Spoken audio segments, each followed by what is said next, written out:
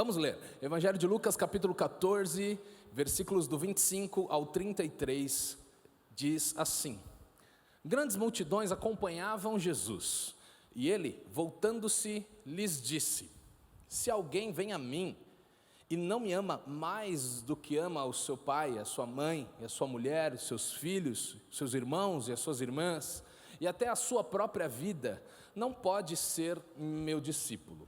E quem não tomar a sua cruz e vier após mim, não pode ser meu discípulo. Pois qual de vocês, pretendendo construir uma torre, não se assenta primeiro para calcular a despesa e verificar se tem os meios para a concluir? Versículo 29, para não acontecer que, tendo lançado os alicerces e não podendo terminar a construção, todos os que a virem zombem dele, dizendo: este homem começou a construir e não pôde acabar.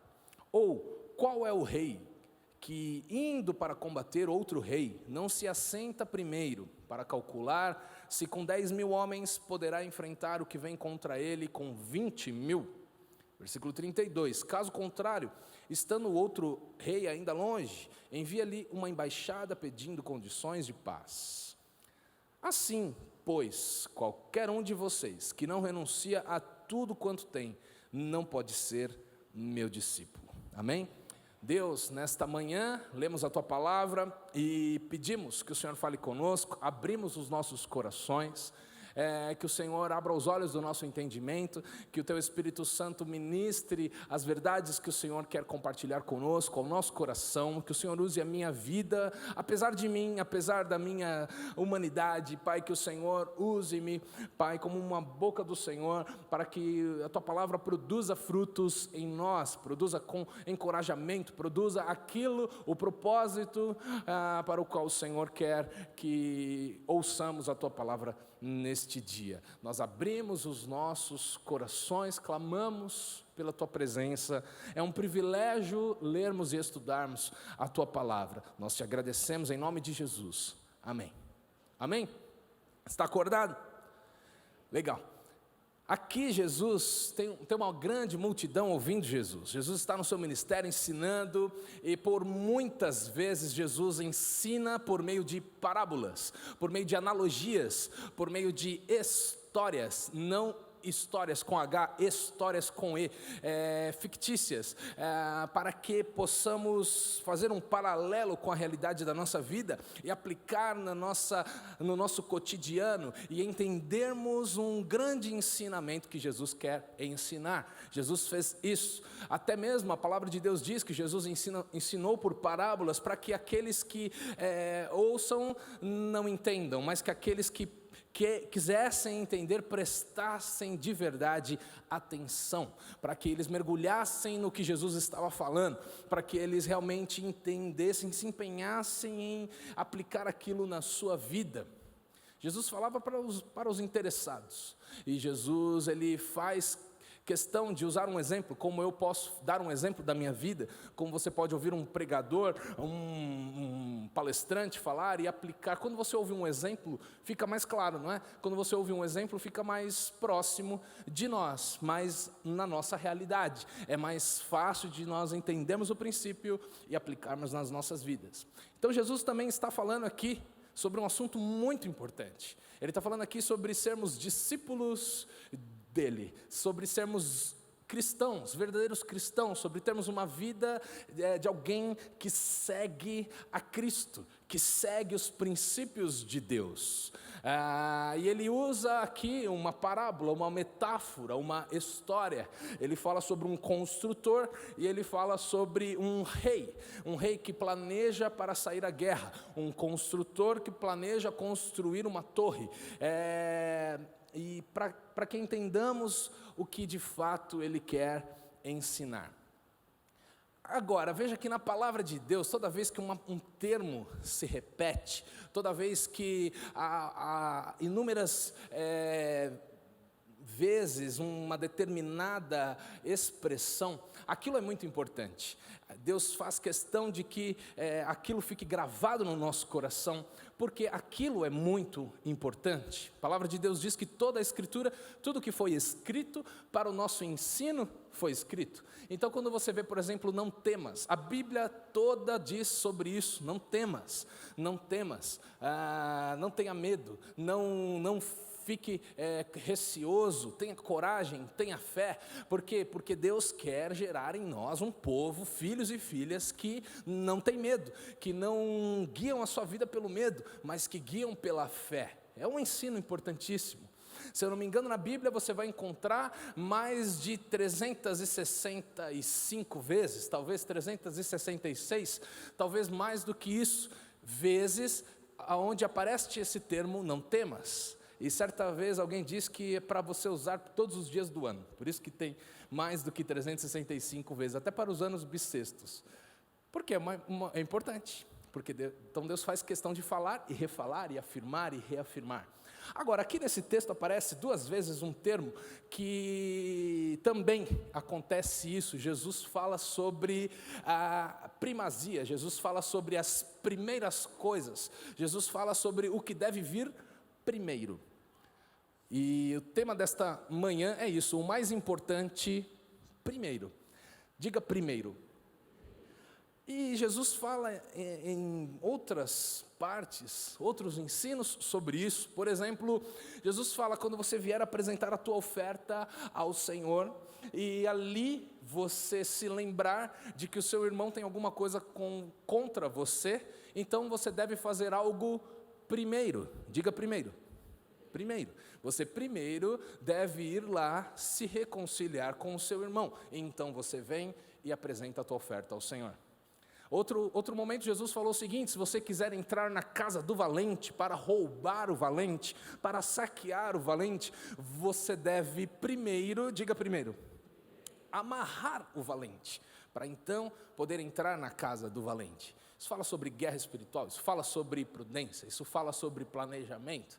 Jesus falou também: se você entende que o teu irmão tem um cisco no olho dele, e você quer ajudá-lo a tirar o cisco do olho dele, você deve primeiro, diga primeiro, remover a trave que está no seu olho, para então você enxergar melhor e poder ajudar o seu irmão a tirar o cisco que está no olho dele.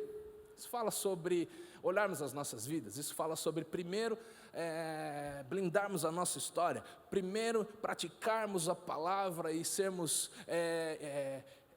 idôneos e sermos diligentes, para então podermos nos colocar numa posição para ajudar outras pessoas. Aqui não é diferente, aqui Jesus está falando sobre algo que deve vir primeiro. O mais importante deve vir primeiro. Aqui Jesus está falando sobre sermos cristãos de verdade. E ao longo da história, essa terminologia passou a ser algo comum. Os cristãos. O que seriam os cristãos? Foram denominados cristãos aqueles que seguiam a Cristo, aqueles que poderiam ser considerados pequenos cristos na nossa sociedade, são os cristãos. Então, ao longo da história, essa terminologia se tornou comum: pequenos cristos ou discípulos de Cristo, pessoas que seus comportamentos são semelhantes ao de Cristo, pessoas que as suas atitudes remetiam a Jesus, lembravam a maneira com que Cristo agia nessa terra, pessoas similares a Jesus, pessoas que carregam características comparáveis a Jesus. Hoje em dia é moda até as pessoas se chamarem cristãs. Se você perguntar para artistas, pessoas famosas, grandes empresários, pessoas de relevância na nossa sociedade, hoje em dia é orgulho para muitos deles falarem: eu sou cristão, eu sou cristã. E tem uma pesquisa, a mais recente que eu encontrei na internet, de 2000 a 2022, aponta que o nosso país tem cerca de 51% de cristãos católicos. Os católicos acreditam em Jesus, são cristãos católicos. E de 28% a 30% de cristãos evangélicos, cristãos protestantes, reformados. Ou seja, basicamente o nosso país é um país chutando baixo com 80% da sua população, uma população de cristãos. Glória a Deus por isso, amém? Países onde não se pode falar do Evangelho, existem países onde não se pode ler as Escrituras, mas o nosso país é um país livre, amém? Glória a Deus por isso. Você é livre para viver a tua fé, você é livre para pregar a palavra de Deus. Eu sou livre para ler a Bíblia num palco como esse e não ser preso por isso. A liberdade no nosso país, nós somos um país cristão. Um país, uma sociedade que se diz cristã. Agora eu fico pensando, se nós somos cristãos de verdade, se o nosso Brasil é um país cristão por sua maioria, alguma coisa está errado. Porque nós somos um país subdesenvolvido, somos um país onde existe tanta violência, tanta criminalidade, tantos abusos físicos, psicológicos, onde existe abortos por todas as partes, contra os nossos bebês, onde drogas são comercializadas, onde o tráfico domina regiões do nosso país. E você vê drogas e vícios acabando com a vida de pessoas. Você vê pessoas deprimidas, depressivas, pessoas se suicidando na nossa nação. Talvez você conheça alguém assim, ou que sofreu um abuso, ou que praticou um aborto, ou que esteve preso em drogas, ou que cometeu algum ato criminoso. Talvez você conheça alguém. E eu fico pensando, alguma coisa está errada.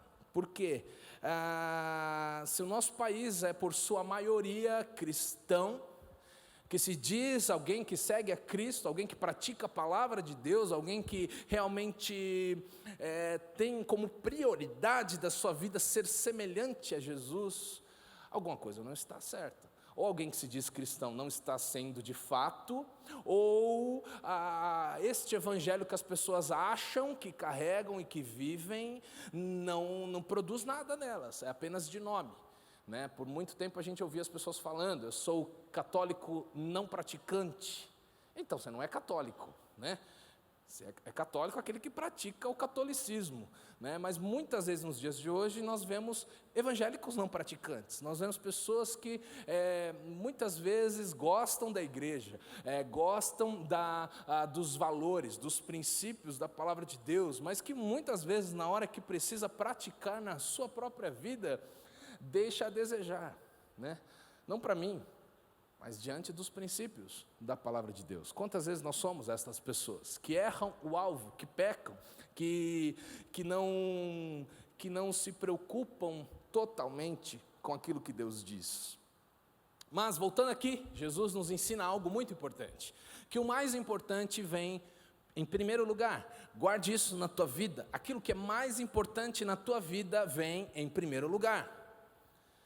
E eu posso dizer que o contrário desta frase é verdade também. Aquilo que vem em primeiro lugar na sua vida e na minha vida, nos mostra e nos diz o que para nós é de fato mais importante. Não é verdade? Se você tem tempo para fazer esportes na sua semana, todo mundo tem as mesmas 24 horas no dia, mas se você prioriza, pratica esportes todos os dias, aquilo é importante para você. Por isso que você dá tempo para aquilo. Se você ama a palavra de Deus e você vai ler a palavra de Deus todos os dias, se você ama orar e passar tempo na presença de Deus, obviamente isso vai ocupar a tua agenda.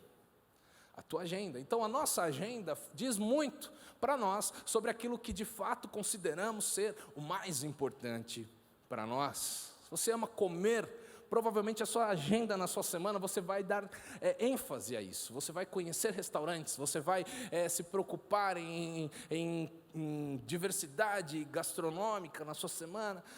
Aquilo é importante para você. Você está comigo? Amém? Bom, e para dar este ensinamento sobre o mais importante vem primeiro, Jesus compara a vida cristã com um homem que constrói uma torre e com um rei que sai para a guerra, porque na verdade o que Deus está querendo dizer, o que Jesus está querendo dizer aqui neste ensino é que ser um cristão de verdade é a coisa mais importante, é a prioridade da nossa vida, da nossa existência, não de palavras, não de status no IBGE, mas sermos de fato cristãos verdadeiros, pessoas comprometidas com a palavra de Deus, pessoas comprometidas em se relacionar com Deus de verdade, não de palavras, não de domingo, mas de segunda a domingo. Amém? Que Deus nos leve a um nível maior de compromisso e de entrega, para que sejamos verdadeiros cristãos que transformam a nossa terra, que mudam o lugar onde vivem, que carregam a glória de Deus por onde passam. Amém? Eu quero ser essa pessoa, e você? Amém? Vamos ler aqui então exatamente a comparação que Jesus faz. Lucas 14, do 28 ao 32. Pois qual de vocês, pretendendo construir uma torre, não se assenta primeiro, diga primeiro, para calcular a despesa e ver se tem meios para concluir, para não acontecer que, tendo lançado os alicerces e não podendo terminar a construção, todos os que a virem zombem dele, dizendo: este homem começou a construir e não pôde acabar. Já viu aquele vizinho que começou uma reforma do lado da tua casa, na tua rua, e está lá há 4 anos fazendo aquela reforma? Não é da nossa conta, né? Mas a gente repara, não é verdade? Só eu que reparo? Não é da conta do teu vizinho quanto tempo demora a reforma na tua casa, não é da conta dele. Mas Jesus está dizendo isso, as pessoas veem, os frutos são aparentes, as pessoas olham a obra e diz: começou a torre, aquilo ali, a intenção era ser uma torre, dá para ver, foi lançado os alicerces, está começando a subir, mas ele não concluiu aquela obra. Quanto dinheiro se gastou ali? Quantas vezes você vê obras até do governo, pela metade, obras de instituições privadas, você vê lá, levantou, comprou o terreno, mas está na metade, não terminou. Aquilo é motivo de vergonha, aquilo não é motivo de orgulho, aquilo é motivo de desonra, aquilo é motivo de chacota. As pessoas olham e falam: ele desperdiçou material, ele desperdiçou tempo, desperdiçou planejamento, não deu certo, não concluiu. E aí Jesus está falando a mesma coisa, a vida cristã é como uma pessoa que quer construir algo, mas deve primeiro se assentar e calcular aquilo que está construindo. Versículo 31, ou qual é o rei que, indo combater outro rei, não se assenta primeiro, diga primeiro, para calcular se com 10.000 homens poderá enfrentar aquele que vem contra ele com 20.000, é o dobro, o exército é o dobro. Caso contrário, estando o outro ainda longe, envia-lhe uma embaixada pedindo condições de paz. Se não der para eu entrar nesta guerra, eu vou pedir paz, eu vou pedir uma trégua, eu vou pedir tempo, eu vou tentar um acordo. Se eu não conseguir enfrentar este rei que vem com 20.000 homens contra mim, se eu só tenho 10.000 homens. Se não vira aquele meme, né? Tem 2 para cada um?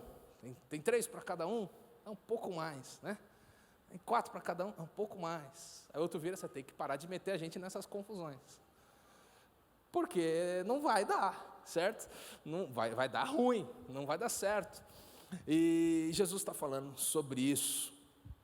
Se você vai fazer uma reforma na tua casa, se você tem um plano de comprar alguma coisa, se você um dia se casou, eu estou nessa fase da minha vida, se você um dia já casou ou está se preparando para casar, você sabe do que Jesus está falando. aqui, não é verdade? Sobre planejar, sobre calcular as despesas, sobre se organizar. Então aqui Jesus fala um caminho: sentar, se assentar primeiro, depois calcular a despesa e depois verificar se dá para mim, verificar se eu tenho os meios para concluir. Que lições maravilhosas! Se na tua empresa você fizer isso, você vai ser bem sucedido. Se nos teus relacionamentos você fizer isso aqui, você vai ser bem sucedido. Sentar, calcular e decidir. Sentar, calcular e decidir. E na nossa vida cristã também, nós precisamos sentar, calcular e decidir. Isso evitaria tantas vergonhas, não é verdade? Isso evitaria tantos problemas.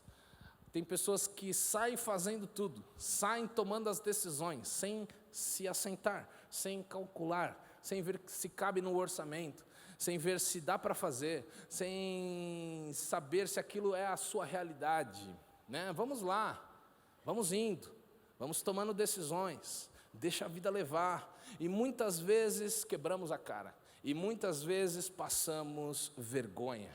Não é verdade? Muitas vezes temos que voltar atrás, muitas vezes temos que replanejar no meio do caminho, porque não planejamos direito lá no começo.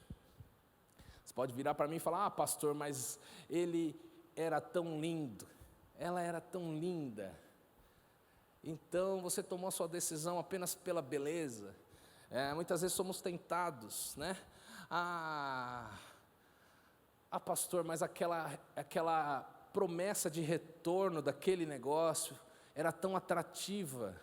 Sim, quando a esmola é demais, a gente tem que desconfiar. Aí vai lá, investe tudo e quebra a cara, fica falido, quebra a empresa, porque não sentou, não calculou e não decidiu com calma. A gente não decide as coisas andando, de pé, correndo, fazendo as coisas. Jesus fala: para tudo e se assenta.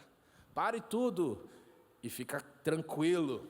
Procura um lugar calmo, uma mesa, senta lá, põe no papel, faz as contas, calcula, e então decida o melhor. E ainda sobre a nossa vida com Deus, que é a decisão mais importante da nossa vida. É o que vai determinar como vai ser todo o restante da nossa história, todas as outras áreas da nossa vida. A nossa vida cristã é a área mais importante, e tantas vezes nós não pensamos sobre isso, nós não analisamos, não ponderamos, não nos assentamos e calculamos o que isso vai nos custar. E tantas vezes a vida nos leva para decisões, a vida nos leva para caminhos antagônicos, para caminhos diferentes. Ou eu tenho que ir por aqui, ou eu tenho que ir pelo outro. Não dá para ir pelos dois ao mesmo tempo. Não dá para eu pegar a Anhanguera e a Anchieta ao mesmo tempo. Não dá. Eu tenho que escolher, né? Muitas vezes a gente pensa nos relacionamentos: ele é lindo, ela é linda, tá, ok, filtra na palavra de Deus. É um jugo desigual? Cai fora, fala a Deus, hein? Cai fora, dá tempo aí, né? A proposta é agradável, pastor, é verdade, mas é desonesto? Cai fora. O caminho é duvidoso, fere os princípios de Deus. Não é para você, não é para mim, amém? Essa amizade aqui, puxa, é tão legal, meu amigo é tão legal, minha amiga é tão legal. Ok, você influencia a vida dele, ou ele influencia a tua vida? Você leva ele para perto de Deus, ou ele que te afasta da presença de Deus? Se você não tem essa força, se você não tem essa persuasão de influenciá-lo para perto de Deus, e o que acontece de fato é o contrário, é esse amigo, essa amiga que te leva para longe de Deus, cai fora, abra mão dessa amizade. Tua vida cristã é mais importante, vem em primeiro lugar, amém? Que Deus nos dê clareza nisso, que possamos evitar dores de cabeça, evitar choros no meio do caminho, evitar bater a cabeça, quebrar a cara, evitar frustrações. Nós poderíamos evitar tantas coisas se a gente primeiro se assentasse e calculasse para decidir. Amém? Tem gente que a vida cristã, acha que a vida cristã é um parque de diversões. Vou me divertir, sou cristão agora, vai dar tudo certo na minha vida, Deus está comigo, e a gente acha que Deus é tipo o furacão assim, né? Vai passando e todo o resto tem que se render, e eu sou o herdeiro de Deus, e nós nos colocamos numa posição que de fato temos, mas temos no reino espiritual, temos sim, somos filhos, herdeiros, co-herdeiros com Cristo, mais do que vencedores, mas tem lutas, mas tem decisões, mas tem desafios na nossa vida. Não é um parque de diversões a vida cristã.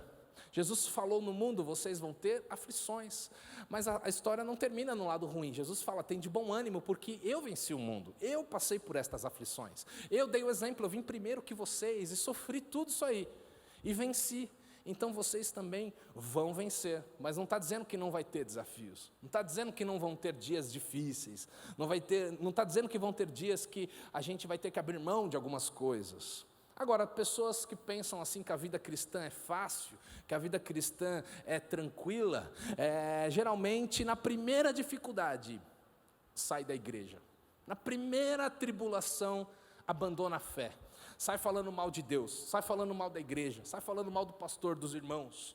Tudo está ruim, tudo está errado, ela não foi, tudo é o patinho feio, nada foi legal para ela, Deus não foi bom com ela, Deus não a ama, Deus não se importa comigo, pastor, porque tudo deu errado na minha vida, porque eu fui lá, fiz uma entrevista e não passei naquele emprego, Deus não me ama, eu vou largar a igreja, como se você fosse comprar a bênção de Deus por vir à igreja.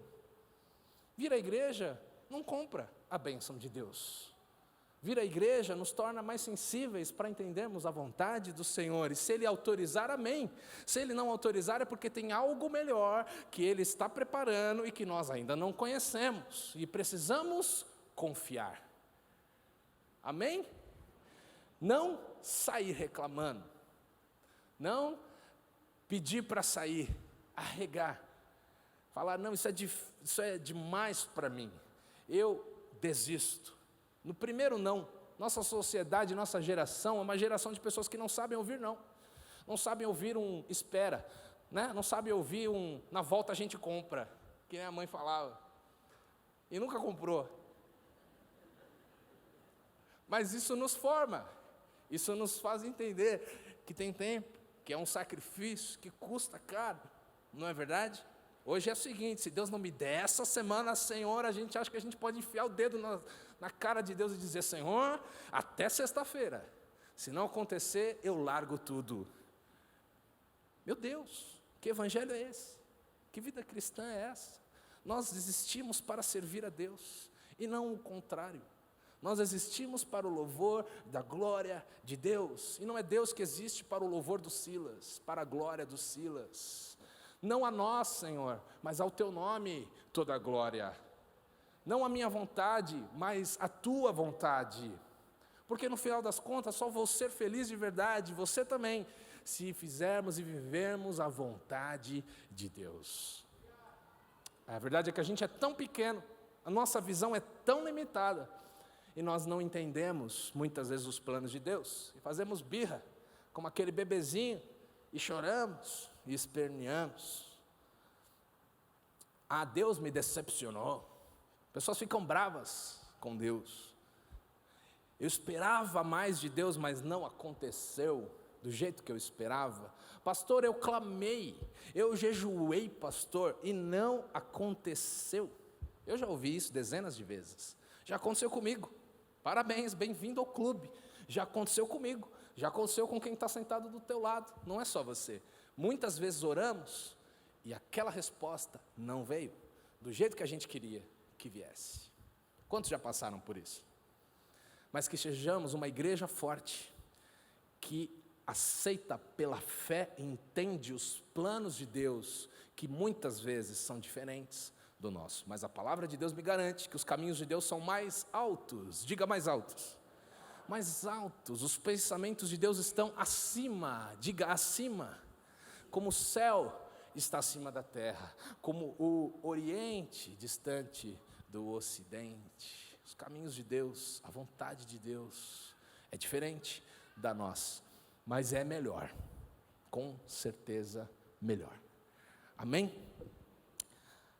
Agora eu vou te falar uma coisa: Deus não tem compromisso em fazer as coisas do meu jeito, do seu jeito. Deus não tem compromisso com isso. Ele nunca te prometeu isso, nunca me prometeu isso, mas Deus tem compromisso de fazer as coisas do jeito dele, que é o melhor. Só essa frase, só essa afirmação e esse princípio, esse ensinamento aqui já resolveria um monte de conflitos na nossa cabeça. Deus não tem compromisso de fazer do jeito do Silas. Deus tem compromisso de fazer o jeito dele, da forma dele, o que ele diz na palavra dele. O dia que eu for Deus, eu posso chegar lá do lado dele e ensinar para ele como ele deve fazer as coisas, não é verdade? Mas enquanto eu não for Deus, e nunca vai acontecer isso, eu preciso estar na minha posição e entender: é Ele quem manda, é Ele quem governa, é Ele quem domina. E Deus nunca falhou comigo. Se você parar e pensar, aquele momento que você achou que estava tudo perdido, eu posso te dizer com toda a certeza do mundo: Deus nunca falhou com você. Deus nunca falhou com você. E isso nos dá uma credibilidade. Deus tem credibilidade conosco, não é verdade? Quantas vezes nós achamos que sabemos o que vai ser melhor? Sabemos de nada, inocentes. A Bíblia diz que Deus zela pela sua palavra. Deus zela pela sua palavra. Deus, ele se propõe a cumprir e honrar a sua palavra.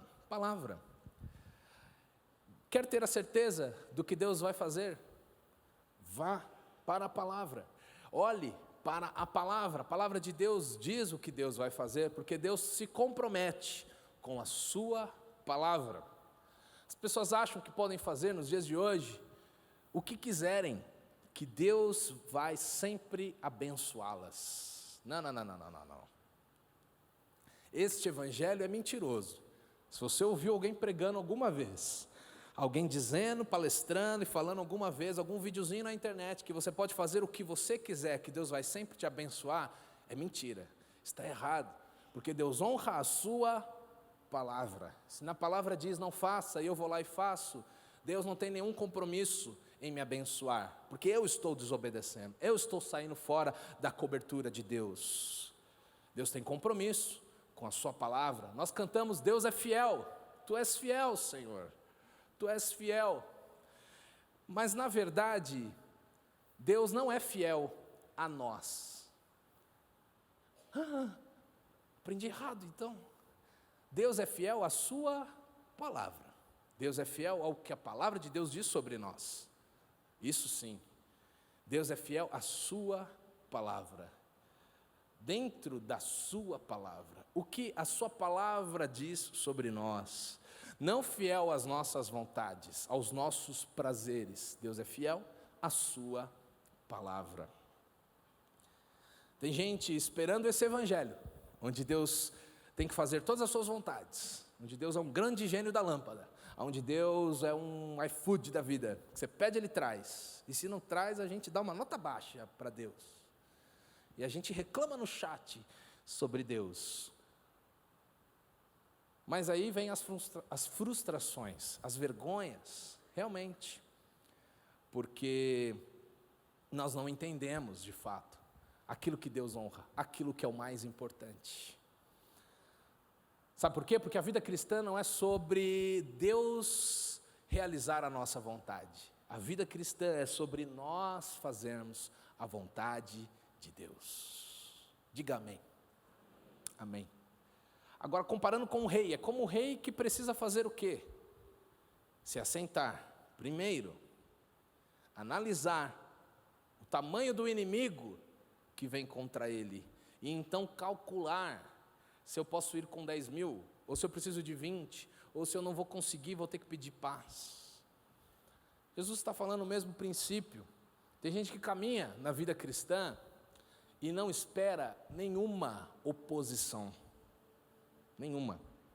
Acha que vai estar sempre tudo a favor, todo mundo com você, todas as portas se abrindo na tua frente, todas as provisões milagrosas sobre a tua vida. Ei, me desculpa, te acordei de manhã para te dizer que na vida cristã teremos oposições. Teremos oposições. Teremos oposições. Oposições do diabo, porque ele existe. É o inimigo das nossas almas. O diabo quer destruir as nossas vidas. Teremos oposição dos demônios, os agentes do inimigo. Teremos oposição até dos não cristãos, pessoas normais, comuns, que não entendem e muitas vezes vão discordar da nossa fé. Não vão concordar com a gente. Não vão dizer, você escolheu bem, hein? Esse relacionamento aí de santidade, vai fundo. Não, as pessoas vão olhar para você e vão tirar um barato de você. Isso aí é antigo, isso é coisa da minha avó. Relacionamento com santidade, isso é coisa da minha avó. Os tempos são outros. Pessoas que não entendem quando você não diz, manda dizer que eu não estou. Conta uma mentirinha para a esposa. Não, onde você está, meu amor? Eu estou no trabalho. Aí vai ver, tem a foto do bar, está escrito o nome do bar, estou no trabalho. Está enganando a mulher. Está enganando a mulher. Oposições vão vir de pessoas que não concordam com a gente, de pessoas que não entendem a nossa fé. Isso é um fato. Se você quiser agradar a todo mundo, você não pode ser um cristão. É uma prerrogativa. Quer ser cristão? Obviamente, não vai agradar a todo mundo. Mas também quem não é cristão não agrada a todo mundo, não é verdade? Mas muitas vezes a gente acha que porque somos cristãos, porque realmente entendemos o quanto Deus é bom e tudo, que todo mundo vai entender também. E às vezes não, as pessoas não vão entender. Você quer agradar todo mundo, seja o Silvio Santos, que dá dinheiro para todo mundo de graça. Até o Silvio Santos tem gente que não gosta. Provavelmente alguém aqui vai falar, ele é sem graça, ele faz piada, ele é um velho, né? Tem gente que não vai gostar, sempre. Então nem o Silvio Santos agrada todo mundo. Enfim, quero ler com você os versículos que vêm antes agora, e depois dessa parábola. Já lemos ali, o começo e o final dessa passagem, Lucas 14, 26, se alguém vem a mim, porque nesses versículos Jesus está explicando o que ele conta na parábola, sobre o rei, sobre o construtor, ele está explicando. Então versículo 26, se alguém vem a mim, e não me ama mais do que ama o seu pai, a sua mãe, a sua mulher, os seus filhos, os seus irmãos e as suas irmãs, e até a sua própria vida, não pode ser meu discípulo. E quem não tomar a sua cruz e vier após mim, não pode ser meu discípulo. E aí lá no 33, no final ele fala, assim, pois, qualquer um de vocês que não renuncia a tudo quanto tem, não pode ser meu discípulo. Qual que é o segredo da vida cristã vitoriosa? O segredo de uma vida cristã vitoriosa. Eu vim aqui para te dar a chave de uma vida cristã vitoriosa. Você quer? Amém?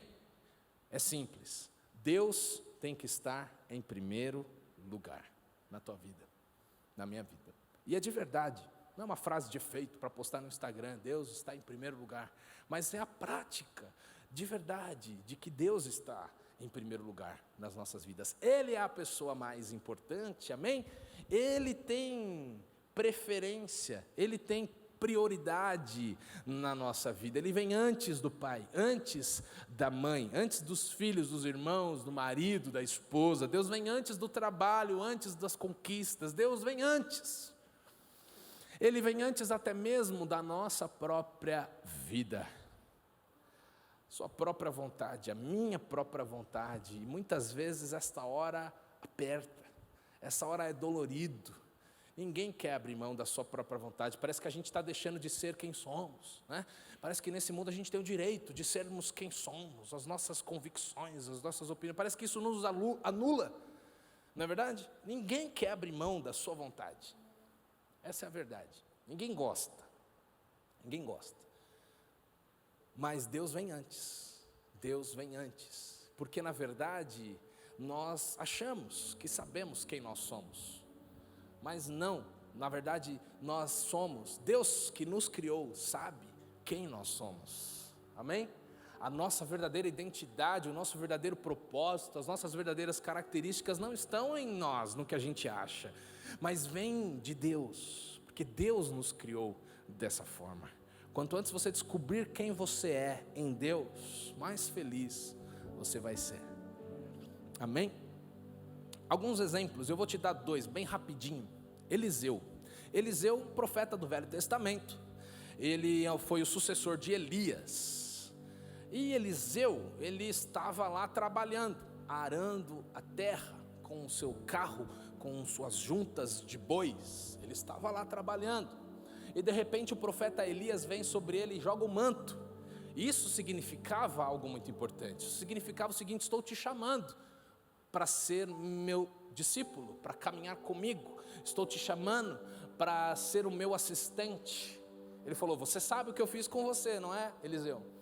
E aí Eliseu deixa tudo para seguir a Elias. Ele queima as suas carroças, ele oferece os bois em sacrifício a Deus, ele larga o seu trabalho, porque ele tinha entendido que o chamado ali de Deus para a sua vida era esse. Ele não guarda o plano B. Tem gente que vai para a igreja pensando: não, tá bom, mas não vou apagar o contato. Ele é tão bonitinho, pastor, deixa aqui, não apaga não bloqueia não, deixa aqui. É o plano B, vai que eu não acho ninguém lá na igreja, não é? Vai. Tem gente que pensa assim: vou guardar o meu plano B. Eliseu não tinha plano B. Ele queima as carroças, ele oferece os bois em sacrifício, ele vai, ele se despede dos seus pais e ele volta e segue a Elias. Isso está em 1 Reis 19, eu não vou nem ler, mas está aqui, pode pôr aqui, 1 Reis 19, do 19 ao 21, vou ler lá só o último. Então Eliseu voltou para trás, pegou a junta dos bois e os sacrificou, o último versículo ali, e com os equipamentos dos bois cozinhou a carne e deu ao povo, e eles comeram. Então se levantou, seguiu Elias e os servia. Até as carroças ele pegou a lenha, cozinhou. Não tem volta. Ele deixou a sua vontade, ele deixou a sua carreira, ele priorizou a Deus. Amém? Um outro exemplo, Oséias. Oséias foi um profeta do Velho Testamento também, um dos profetas menores, não porque ele fosse baixinho, mas porque os livros são menores, profetas menores. Ele foi chamado por Deus numa época conturbada de Israel. Ele foi chamado por Deus para se casar com uma prostituta. Se fosse nos dias de hoje isso, você olhar e vai falar assim: não foi Deus não, não foi Deus não. Imagina, eu sou filho de Deus, eu aprendi na igreja a minha vida inteira que Jesus me chamou para reinar em glória e não sei o quê. Uma prostituta, Deus. Porque Deus quis retratar ao profeta o que o povo estava fazendo com ele. O meu povo está se prostituindo, meu povo está indo adorar outros deuses, está indo adorar a ídolos. Então, Oséias, eu vou por um minutinho da tua vida, um tempo, te fazer sentir a mesma coisa que eu estou sentindo. Rapaz, que dureza, né? E aí Oséias se casa com uma prostituta e de repente ele vai buscar ela lá no meio da praça para levar de volta para sua casa, porque ela está lá. Outros homens estão olhando para ela, mas ele a ama e Deus coloca em seu coração um amor incondicional pela sua esposa, retratando o amor que Deus tem por nós, que muitas vezes o povo de Deus o deixava. Isso acontece, não, só acontecia lá, né? Aqui não, só acontecia lá, não nos nossos dias, acontece também. A gente muitas vezes larga Deus, mas Jesus sempre nos traz de volta. Então, Deus chamou Oséias para ser um exemplo vivo do seu coração. Ele abriu mão da sua vontade, ele abriu mão dos seus desejos. Com certeza, se ele pudesse escolher, ele não se casaria com Gomer, o nome dela. Está aí, Oséias 1, 2 e 3. Quando pela primeira vez o Senhor falou por meio de Oséias, o Senhor lhe disse: vá e se case com uma prostituta, e tenha com ela filhos de uma prostituta, porque a terra se prostituiu, desviando-se do Senhor. Então Oséias foi e casou com Gomer, filha de Diblaim, que ficou grávida e lhe deu um filho. E por aí a história vai. Você pode ler lá o restante da história. Não estou dizendo aqui que Deus vai te pedir isso e me pedir isso, mas sim estou dizendo que com certeza em algum momento da minha vida e da sua vida, Deus vai pedir algo que a gente não quer dar. Isso é verdade. Talvez não vai ser a prostituta, mas vai ser outra coisa. Outra coisa. Um tempo, um princípio, uma pessoa, um lugar. Talvez Deus vai nos pedir algo que nos custe, que o nosso coração está apegado e que a gente não queira fazer. E aí, como vai ser? Como vai ser? A Bíblia é forrada de exemplos de tantas pessoas que abriram mão das suas próprias vontades para viverem para Deus. Quero ler um último texto com você. Penúltimo texto, não vou mentir. 2 Timóteo 2. Paulo está dizendo, e eu vou ler bem rápido, e grava isso no teu coração. 2 Timóteo 2. Quanto a você, meu filho, fortifique-se na graça que há em Cristo Jesus. O que você ouviu de mim, na presença de tantas testemunhas, isso mesmo, transmita aos homens fiéis, idôneos, para instruir a outros. Participe dos meus sofrimentos como um bom soldado de Jesus Cristo. Nenhum soldado em serviço se envolve com os negócios dessa vida, porque o seu objetivo é agradar aquele que o recrutou. Igualmente, o atleta não é coroado se não competir segundo as regras. O lavrador que trabalha deve ser o primeiro que participa dos frutos.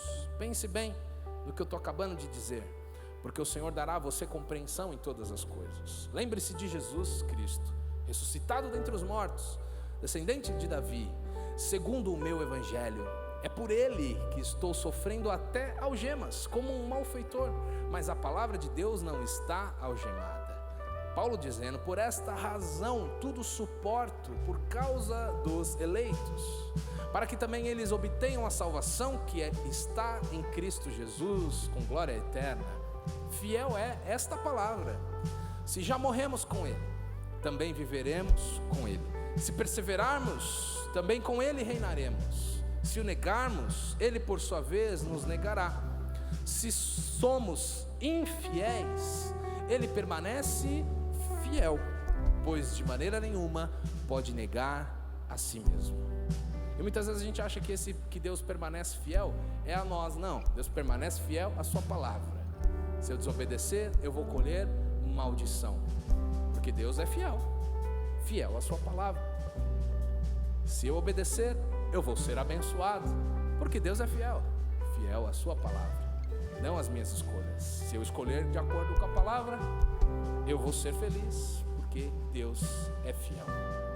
Então, que vivamos uma vida genuinamente cristã, amém?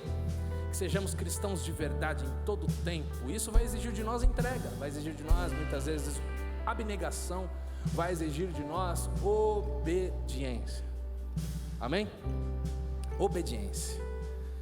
Mas esta é a vida de vitória que Deus tem para nós.